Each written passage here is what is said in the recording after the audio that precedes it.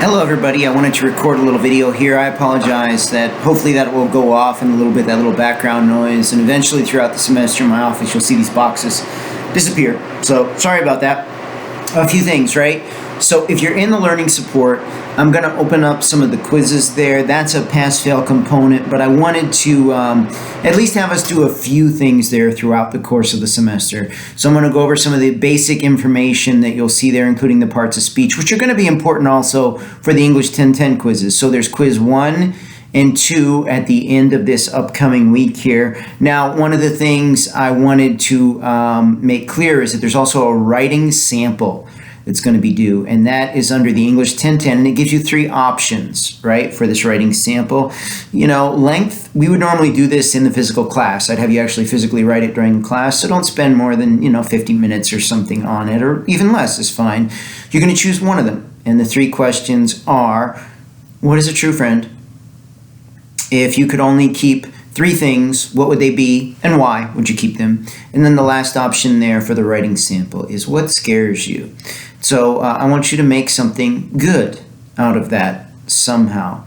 And so I won't talk anymore yet about that. Probably in the next video I'll go into some of the things about like making things specific and making things stand out. But for right now, that's all I'm going to give you, those very vague general topics. You choose one of them and you write on it and submit that into the Dropbox under writing exercise 1 for the writing sample. Okay, now parts of speech. So I'm going to send out a handout there.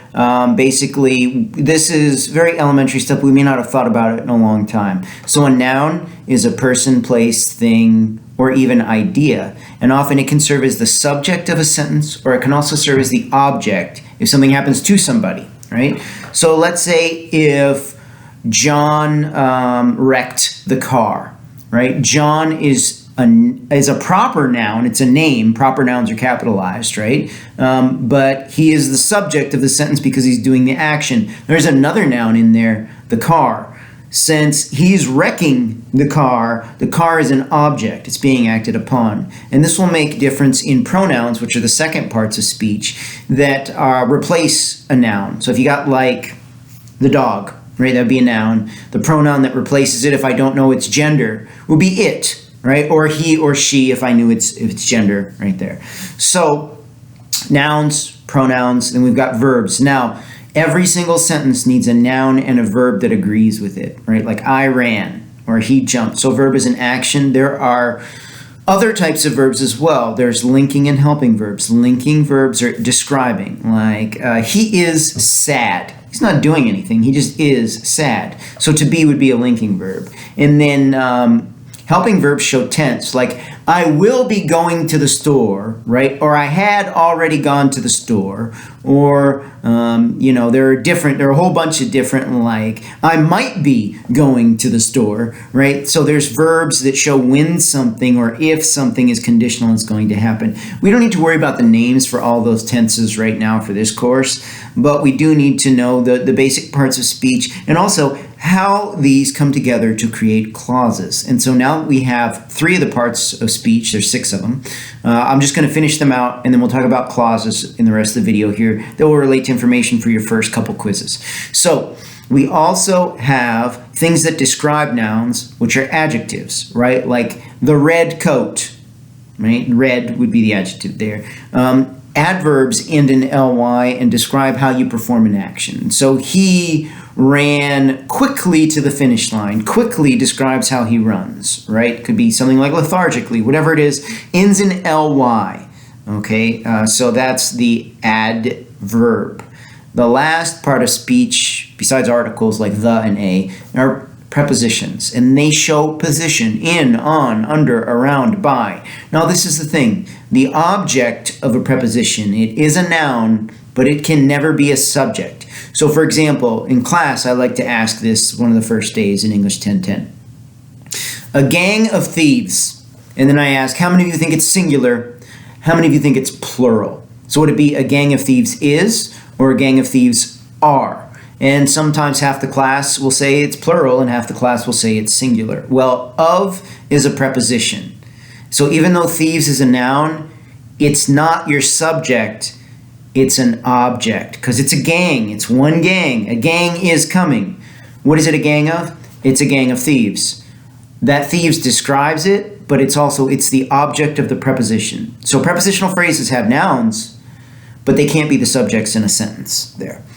So let's real quickly go over dependent and independent clauses. Every sentence needs to have a dependent clause. It's got a subject and a verb, and it stands on its own. Like if I said, I slept, that's a complete sentence. I slept, period. But as soon as you have a subordinating element, it no longer stands on its own. So if I said, after I slept, the after is a subordinating conjunction, and it makes the whole sentence incomplete. So you have a fragment there. After I slept, what happened?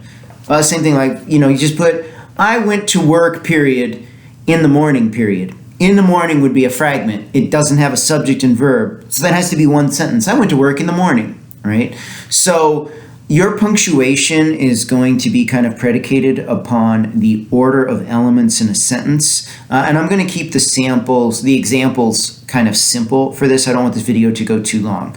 But we'll stick with the food or something really simple like that. So there are several different ways to join independent clauses. An independent clause stands on its own. An independent clause is basically a sentence. So I ran, period. It's a complete thought.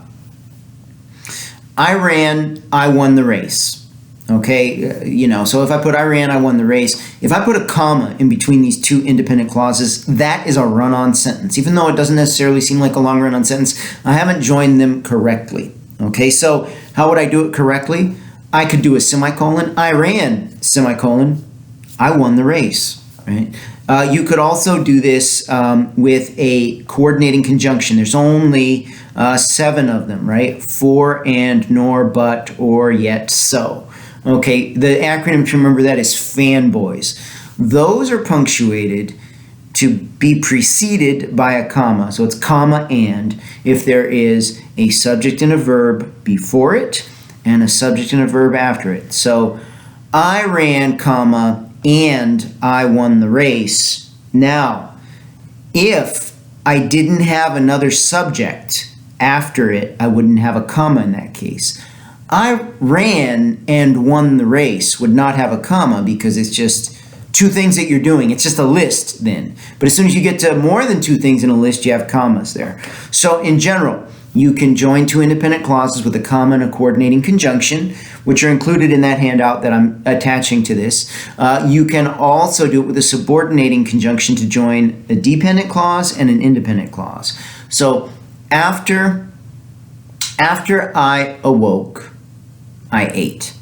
Okay, after I awoke, that's a dependent clause. If it comes first in the sentence, you have a comma after it. After I awoke, comma, I ate breakfast.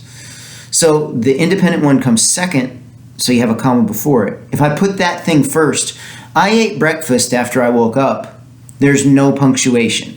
So subordinating conjunctions have that rule. If the dependent clause comes first, there's a comma after it. If the dependent clause comes second, there's no punctuation at all there. So your quizzes are going to ask you the right way to fix certain fragments. A fragment, remember, does not have a subject, verb, and complete thought. It could be that there's a subordinating conjunction in front of it. It could be that it's just some random phrase. It doesn't have those elements. And run-on sentences, remember, just join independent clauses incorrectly. So how can we fix them? Coordinating conjunctions, semicolons, periods, I'm on the third one, sorry. Subordinating conjunctions in the right way in addition to the coordinating ones, if I didn't say that, sorry. And then there's a last way to do it, which is more complicated in terms of punctuation, the adverbial conjunction. Now, this is probably the hardest for students to get right all the time. So real quickly, it depends where they are in the sentence, how they're punctuated. If they come right in the middle of the 2 independent clauses, these are words like however, nonetheless, moreover, right? Those things are all adverbial conjunctions. Or subsequently, additionally, right? Anything that ends in ly that acts like an introductory phrase as well. If they come in between 2 independent clauses, you have a semicolon before them and a comma after. So I went to the movie, semicolon. However, comma, I didn't enjoy it at all. So if I just put I went to the movie, I didn't enjoy it at all, I'd have a run-on sentence. So I need to join it one of those particular ways there. And so this asks you, right, these quizzes ask you to identify if something is a fragment and sometimes ask you to fix it, right, or if it's a run-on sentence. A period, a semicolon, a coordinating conjunction, a subordinating conjunction, an adverbial conjunction can all fix a run-on sentence and make it right. So you're looking at the order, right? You're looking at whether it's a complete thought or not, and seeing if it stands on its own there. So by this Sunday at midnight, right, you're going to finish quiz 1 and 2 under English 1010. And I also think if you're in the learning support, you should give quizzes 1 and 2 about parts of speech a try. I'm going to open those up as well. So if you have any questions or concerns, we're doing the sample writing assignment and then 2 quizzes in English 1010 there, quizzes 1 and 2 that I've opened up. Let me know if you have any concerns or anything like that, and hopefully we can go over them and address them there. And then we'll start after this into the real writing assignments and getting ready for those. So this writing sample is just going to be kind of a completion so I get an idea where you are there, and I'll have more to say about it soon. So good luck, and hopefully you guys are having a great start to your semester.